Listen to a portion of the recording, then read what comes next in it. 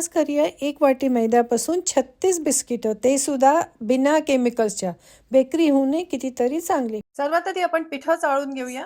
हे आहे 1 वाटी लेवल केलेला मैदा. म्हणजे मी मैदा काढून घेतला आणि त्याच्यानंतर असं लेवल केलं. बेकिंग करताना नेहमी असं लेवल करूनच घ्यावं.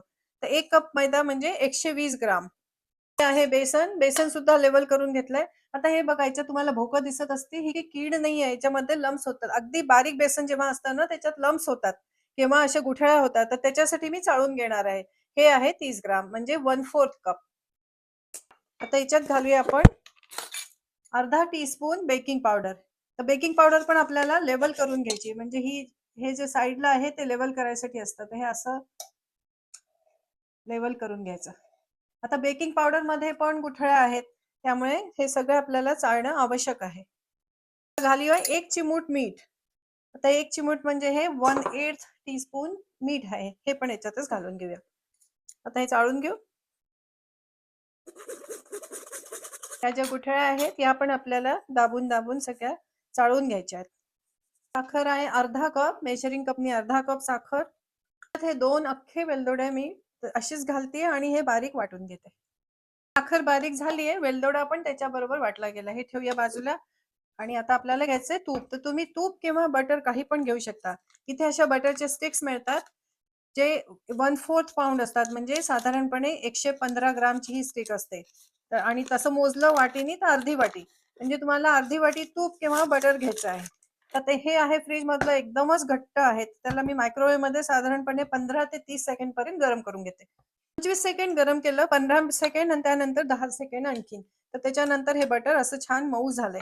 आपल्याला वितळवायचं नाहीये, पण मऊ असायला पाहिजे. तर तुम्हाला आधीपासून लक्षात असेल आपण बेकिंग करणार आहोत किंवा कुकीज बनवणार आहात, तर मग फ्रीजच्या बाहेर काढून ठेवायचं, म्हणजे तुम्हाला मायक्रोवेव्ह करावं लागणार नाही. पण लाईट आणि फ्लफी होईपर्यंत फेटायचं आहे. फेटून झालं आहे, पण आता मात्र मी फोर्क घेणार आहे, कारण साखर घातल्यावर साखर याच्यात खूप अडकते. तर घालूया आपण पिठी साखर, जी आपण आत्ताच केली आहे. आता हे फोर्कनी छानपैकी हलकं होईपर्यंत परत फेटून घ्यायचंय. हळूहळू मिक्स करून घेऊ. पटकन आता फेटायला सुरुवात केली तर पिठी साखर सगळीकडे उडायला लागते. आधी एकजीव होईपर्यंत थोडं मिक्स करून घेऊ आणि मग याला लाईट अँड फ्लफी होईपर्यंत आपल्याला फेटायचंय. मिनिटं फेटल्यानंतर आता हे छान हलकं झालं. हे बघा, तुम्हाला दिसत असेल एकदम लाईट आणि फ्लफी झाले. आता याच्यात मिक्स करूया आपण मैदा, बेसन आणि बेकिंग पावडरचं जे आपण मिक्सर तयार केलं होतं ते याच्यात मिक्स करूया. आधी अर्ध घालून घेते. हाताने कट अँड फोल्ड म्हणतात, तसं कट अँड फोल्ड मेथडनी याला मिक्स करून घ्यायचं. आता उरलेलं पण अर्ध आपण घालून घेऊया. हे अलगद हाताने सगळं मिक्स करायचंय. मिक्स झाल्यानंतर जर वाटलं की मिक्सचर ड्राय आहे, तर थोडं करून दूध घालता. दूध लागेल असं वाटतं आहे, चला आता आपण दूध घेऊन येऊया. आता फोर्क बाजूला करून बोटांनीच हे मिश्रण गोळा करायचं, लागेल तसं. आता घालूया दूध. घरात जे कुठलं दूध असेल, शक्यतोवर साई सकट घेतलं तर उत्तम, कारण कुकीज आणि केकला आपल्याला फॅटी वस्तूच लागतात. ते आहे फक्त 1 टीस्पून, टेबलस्पून नव्हे, टीस्पून दूध आहे. ते घालते, बघू पुरतं का. परत अलगद हाताने गोळा करून घेऊया. दूध अगदी थोड्या प्रमाणात घालायचे, फार मऊ झालं तर कुकीज चांगल्या होत नाहीत. अजून 1 टीस्पून लागणार आहे. हे झालं दुसरं टीस्पून. म्हणजे आता हे आलंय जसं आपल्याला हवं आहे त्या कन्सिस्टन्सीला आलंय. आता दूध वगैरे घालायची अजून गरज नाही, म्हणजे आपल्याला एवढ्या प्रमाणाला 2 टीस्पून दूध पुरलं. कुकी डो तयार आहे. आता झाली आहे वेळ याला शेप द्यायची. एकसारखे गोळे करून कुकीचा शेप द्यायचा आहे. तर त्याच्यासाठी 4 तुकडे करून घेऊ आणि असा लांबट रोल करून एकसारखे तुकडे करू. छोटे छोटे कुकीज करायचे आहेत, कारण या बऱ्यापैकी फॅटी असतात. असे गोल गोळे झाले की हाताने दाबायचं आणि त्याच्यावर एक पिस्ता. तुम्ही पिस्ता, बदाम, काजू काही पण घालू शकता, जे आवडत असेल ते. तेच आपल्याला सगळे गोळे करून घ्यायचे. रोल करायचे नसेल तर अजून एक पद्धत दाखवते. असा एखादा स्पॅच्युला किंवा उलथा घेऊन त्यांनी असं दाबायचं.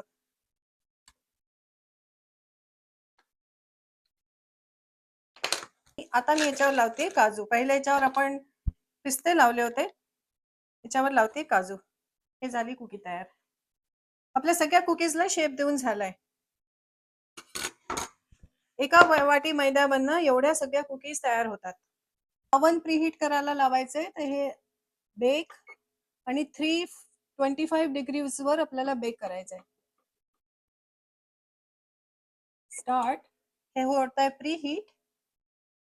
अवन प्री हीट झालंय, टेम्परेचर दाखवतंय त्याआधी हे प्री हीट झालंय. आता या कुकीज अवन मध्ये टाकूया. मिडल रॅक वर ठेवते आणि 8 मिनिटानंतर याला ट्रेला फिरवणार आहे. कुकी बेक करताना 8 मिनिटं झाली आहेत. आता ट्रे एकदा फिरवून घ्यायची म्हणजे नीटपणे दोन्हीकडनं कुकीज बेक होतात. छान फुलतायत, पण सगळीकडे नीट ही पोचत नाही, त्यामुळे आपल्याला ट्रे फिरवावी लागते. तर अजून 7 मिनिटं आपण बेक करूया. बरोबर 15 मिनिटं झाली आहे. गॅस बंद करूया आणि कुकी बाहेर काढायच्यात.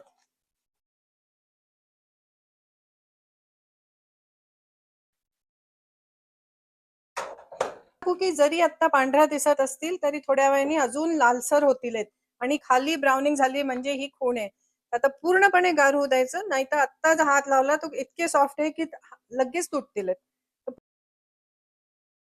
कुकीज गार झाल्या की अगदी सहज निघतात. मी अजिबात खाली तेल बटर काहीही लावलं नव्हतं, पण हे बघा सहजपणे निघून येतात. आता यांना आपण सर्व करूया. व्हिडिओ आवडला असेल तर लाईक शेअर कॉमेंट जरूर करा. व्हिडिओ कुठून बघताय तेही मला कळवा आणि पुढच्या व्हिडिओ तुम्हाला काय बघायचंय ते पण मला कळवा. आपण लवकरच भेटूया अशाच एखाद्या सोप्या रेसिपी सोबत. तोपर्यंत नमस्कार.